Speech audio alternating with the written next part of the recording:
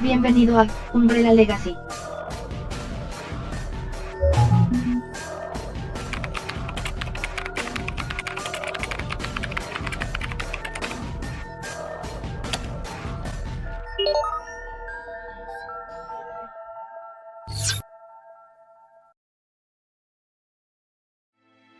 Como vimos en videos anteriores, hay varios hechos e ideas en la saga de Resident Evil que a pesar de ser falsas han sido tomadas como ciertas por muchos fans, quienes no siempre verifican su veracidad o procedencia al creer que las fuentes de esta información son confiables, ya sea por su popularidad o alcance en redes sociales. En este video hablaremos de otras 3 de estas ideas erróneas, primero exponiéndolas y luego desmintiéndolas con la información real y verificada, rastreando el origen de cada error, así que sin más que decir, comencemos. 1. George Trevor fue el primer Crimson Head. La idea es que el Crimson Head que se encuentra bajo el cementerio de la mansión Spencer, el conocido como Crimson Head Elder, fue en vida el arquitecto George Trevor, quien luego de ser capturado junto a su familia para ser usado como conejillo de indias en la investigación con el virus, escapó de su celda y terminó muriendo en la mansión, reviviendo como un zombie y poco después mutando en el Crimson Head. La verdad. Antes que nada, hay que aclarar que el nombre Crimson Head Elder no es oficial, sino que fue dado por los fans debido al aspecto de viejo de ese primer Crimson Head, cuyo nombre real es Crimson Head Prototipo 1. Volviendo al mito, el Crimson Head Prototipo 1 fue uno de los trabajadores de Umbrella en las instalaciones de la mansión Spencer, quien resultó infectado luego del incidente causado por la Lich Queen en mayo de 1998, y que luego sufrió esa transformación debido a una mutación de la cepa Epsilon del virus T en su cuerpo. El hecho de que George Trevor no fue este Crimson Head, o siquiera un zombie, se aclara al analizar varios hechos. Primero, Trevor murió entre los días 31 de noviembre y los primeros días de diciembre de 1967, como se ve en la última anotación de su diario, también, en la base de datos del libro Resident Evil Archivos 1. Segundo, el primer Crimson Head apareció recién 31 años después, a mediados de 1998, cuando la cepa Epsilon se diseminó e infectó a casi todos en las instalaciones de la mansión. Tercero, el virus T fue creado el 13 de enero de 1978, 11 años después de la muerte de Trevor. Cuarto, para 1967 Spencer solo contaba con el virus progenitor y al menos 2 cepas derivadas de este, la tipo A y la tipo B, con las que experimentaron en Jessica y Lisa Trevor, como se indica en el archivo Fotografía Familiar del Resident Evil Remake. Dichas cepas no tenían la facultad de crear zombies, algo que solo se logró con la creación del virus T. Quinto y último, Trevor no fue infectado con ningún virus, pues Spencer decidió simplemente eliminarlo. Esto puede comprobarse en la biblioteca de archivos del Resident Evil 5, en el archivo Fotografía Familiar del Resident Evil Remake, y también, en las cartas de Trevor, un texto encontrado en el libro de True History Behind Biohazard, el cual fue modificado y agregado como el archivo diario de Trevor en el remake del primer juego en 2002. Aquí se cuenta el final de Trevor, quien solo murió de inanición en un corredor sin salida en el cual Spencer había colocado una tumba con su nombre. Con el tiempo, sus restos se desintegraron y no quedó nada de él. Origen del mito. La idea de que George Trevor era el Crimson Head Prototipo 1 se dio primero como una teoría a la que llegaron los fans al unir varios puntos, primero, por la relación vista en el archivo Fotografía Familiar, del Resident Evil Remake, pues con la descripción creyeron que Lisa hablaba de su padre y de su aspecto. Segundo, por la apariencia del Crimson Head Prototipo 1, pues este llevaba ropa desgastada y de aspecto antiguo, además de una barba que lo hacía lucir viejo y los grilletes de prisionero. Tercero, las máscaras en la tumba del Crimson Head las vincularon con Lisa Trevor y las máscaras que ésta realizaba. Y cuarto, al relacionar que por estar en un ataúd al igual que Jessica Trevor, ese Crimson Head sería George.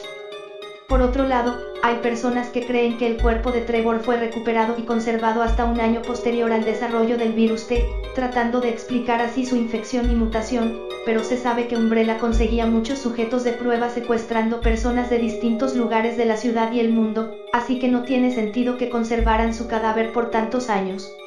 Esta teoría se debió a una malinterpretación y o desconocimiento de la información que proporciona tanto el mismo juego como otros más de la saga, además de otros materiales complementarios.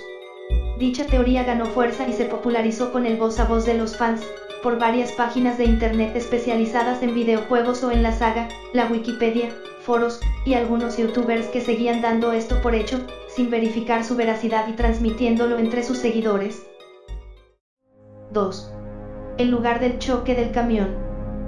La idea es que, hablando de los Resident Evil 2 y Resident Evil 3 originales, el choque del camión y la patrulla en la que iban Leon S. Kennedy y Claire Redfield está cerca a la estación del tranvía, y Bill Valentine lo ve cuando pasa por allí.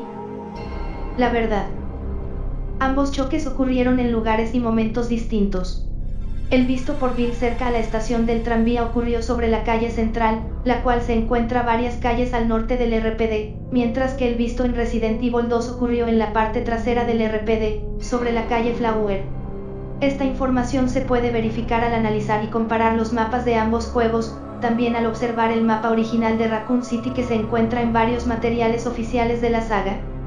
Finalmente, y más importante, esto se aclara con la cronología canónica de la saga. El momento en el que Bill llega al tranvía y ve este accidente ocurre la noche del 28 de septiembre de 1998, mientras que Leon y Claire son chocados y separados en el otro accidente la noche del 29 de septiembre de 1998. La idea de que el choque visto por Bill cerca a la estación del tranvía es el mismo choque de la patrulla de Leon y Claire puede haber surgido de dos formas. Primero, y aunque es poco probable, que sea una gran coincidencia que reunió al momento de diseñar el fondo pre-renderizado a un camión casi idéntico, una patrulla, y un letrero de la tienda Amiset en una situación igual a la vista en el Resident Evil 2. Y segundo, que sea un easter egg dejado intencionalmente por los desarrolladores del juego, el cual, como muchos otros easter eggs dentro y fuera de la saga, no es un hecho canónico sino que simplemente es algo que busca una reacción entre los que lo noten. Se descarta que sea un error de los desarrolladores ya que el juego se inició tanto en planeación como en programación después del lanzamiento de Resident Evil 2, y el equipo involucrado en su realización trabajó con material reciclado de la versión anterior, como algunas áreas del juego, conociendo así su ubicación geográfica. Luego de ver este easter egg muchos fans asociaron ambos hechos y asumieron que se trataba del mismo accidente, idea que ganó más fuerza al sumarle la confusión que hubo y hay todavía en algunos fans sobre cuál es la cronología de la saga, también porque muchos desconocen la distribución geográfica de Raccoon, la cual se puede ver al analizar los mapas del juego, algo que no todos los jugadores hacen. Este error fue diseminado con el voz a voz a través de los años, llegando a más personas a través de videos de curiosidades en YouTube o compilados de estas en varias páginas de internet, las cuales nuevamente no verificaban la veracidad de esta información. 3. Vitores Méndez es aquello. La idea es que luego de que Leon S. Kennedy derrotara a Vitores Méndez en el pueblo, Osmund Sadler utilizó sus restos para crear a aquello, el monstruo que ataca a Leon en las cuevas de la isla. La verdad. El alcalde del pueblo, Vitores Méndez, murió en el granero del pueblo luego del enfrentamiento con Leon S. Kennedy, mientras que aquello, que en realidad fue una bomba llamada U3, fue uno de los primeros experimentos de modificación genética con el parásito desarrollado por los Iluminados al combinar a un ser humano, ADN de insecto, ADN de reptil, y una plaga. Ambas informaciones constan en los libros Resident Evil Archivos 2, y en el Biohazard 4, Kaitai Shinzo, fuentes oficiales y canónicas en las que no mencionan ninguna relación entre ambos seres. Además es imposible que U3 sea producto de una mutación o reanimación de Vitores Méndez, ya que en primer lugar el tiempo no lo permitiría, habiendo solo unas horas de diferencia entre cada encuentro que tuvo Leon con estos jefes, y segundo y más importante, la plaga es un parásito y como tal necesita de un ser vivo para habitar y desarrollarse, ya que un cadáver no sería apto para su supervivencia debido a factores como la descomposición del tejido, cancelando así la teoría de que los restos de Vitores fueran usados en la creación del U3. Origen del mito.